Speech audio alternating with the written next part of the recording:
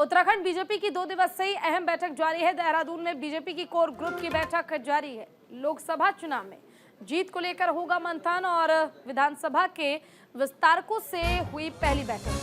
संगठन के पदाधिकारियों के साथ होगा मंथन।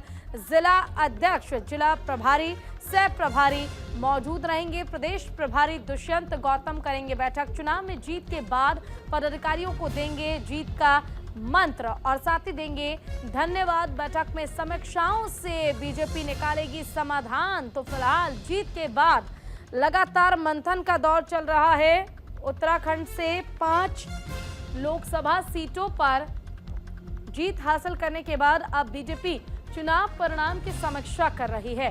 इसके लिए 2 दिवसीय विशेष कार्यक्रम का आयोजन किया गया है, जिसमें एक बैठक कल हो चुकी है, जिसमें पार्टी के बड़े पदाधिकारी भी शामिल हुए थे और साथ ही साथ बैठक का उद्देश्य चुनावी परिणामों की समीक्षा करना था। आज की मीटिंग में सीएम धामी के साथ जिला अध्यक्ष, जिला प्रभारी और सह प्रभारी, प्रदेश प्रभारी भी मौजूद रहेंगे। तो फिलहाल जीत के बाद लगातार समीक्षा बैठक जारी है और इन बैठकों के जरिए कोशिश ये की जा रही है कि लोकसभा चुनाव जीत लिया, अब आगे विधानसभा चुनाव में भी बेहतर प्रदर्शन भारतीय जनता पार्टी कर पाए और उत्तराखंड में डबल इंजन की सरकार को बचा पाए।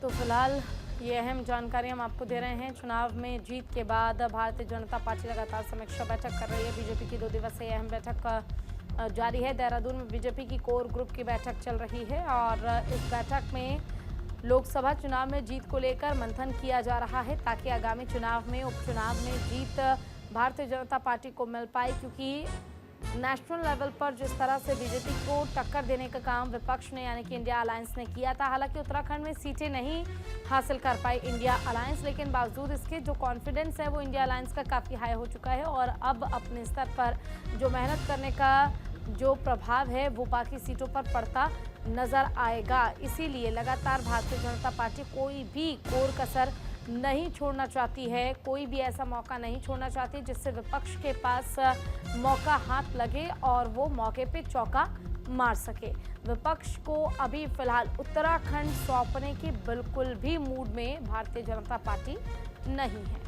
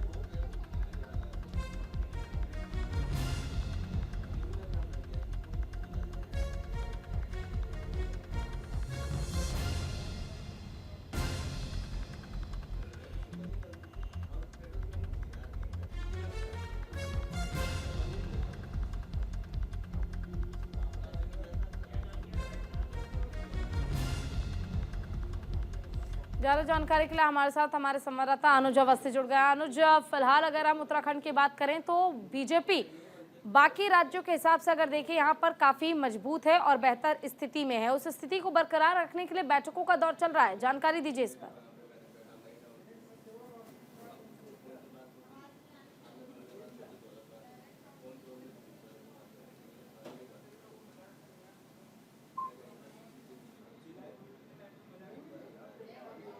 क्या अनुज आपको मेरी आवाज मिल रही है?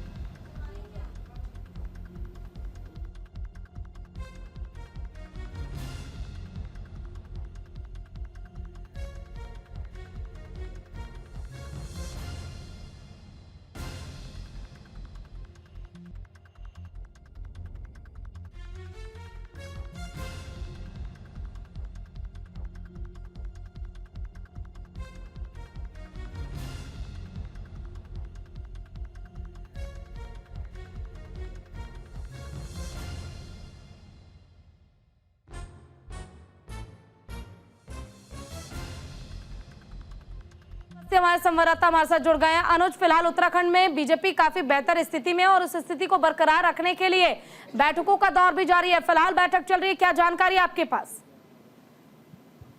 बिल्कुल, बीजेपी की 2 दिवसीय बैठक जारी है। कल शाम 5 बजे बीजेपी की बैठक की शुरुआत हुई, जिसमें प्रदेश के मुख्यमंत्री पुष्कर सिंह धामी, प्रदेश के प्रभारी दुष्यंत गौतम, प्रदेश अध्यक्ष महेंद्र भट्ट समेत तमाम बीजेपी के जो कार्यकर्ता और नेता थे वो मौजूद थे।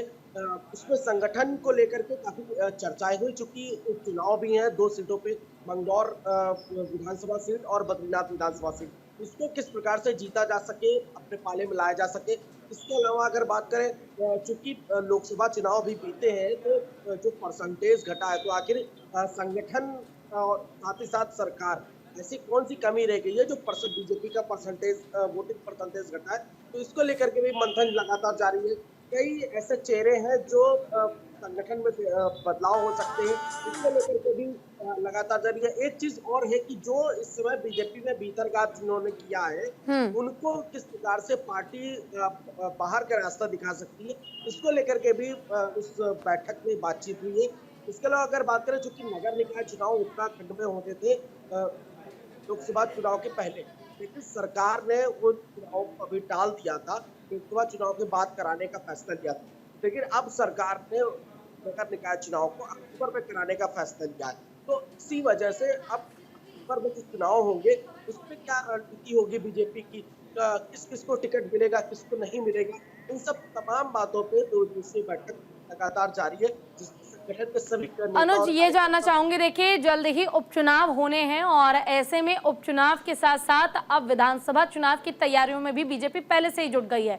अगर हम इंडिया अलायंस की बात करते हैं, विपक्ष की बात करते हैं, देखिए बाकी राज्यों में विपक्ष इस बार जो मजबूती के साथ उभरा है, उत्तराखंड में क्या लगता है, इस बार सेंधमारी का काम कर पाएगी विपक्ष?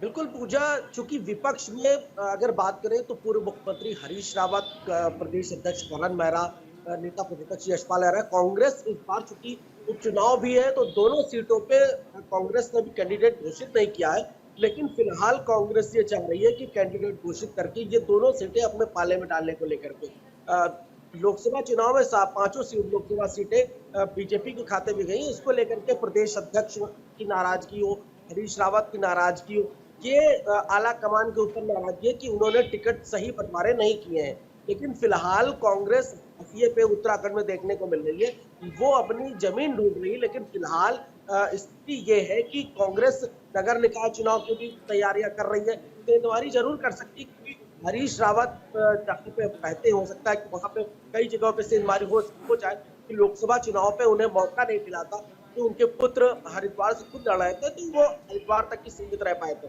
अब नगर निकाय चुनाव को या 2 विधानसभा सीटें हो, उस पे किस प्रकार से वो जाकर के जनता के पास जा करके उनका मनोबल जीत सकते, ये देखने वाली बात। बिल्कुल अनुज, देखिए नेशनल लेवल पर अगर हम देखें तो विपक्ष ने जो इस बार बेहतर प्रदर्शन किया, कहीं ना कहीं इसने कांग्रेसी कार्यकर्ताओं नेताओं के मन में जोश भरने का काम जरूर किया है। ऐसे में जब हम उत्तराखंड की बात करते हैं तो यहाँ पर क्या जो सीटें इस बार कांग्रेस या इंडिया अलायंस ने हासिल की है, उसके बाद ये समझा जा सकता है कि कांग्रेस की जो तमाम टीम उत्तराखंड में मौजूद है, नेताओं कार्यकर्ताओं मंत्रियों की, वो भी अब और एक्टिव होकर काम करेंगे ताकि आगे परिणाम को और ज्यादा बदलने में वो सक्षम हो पाए?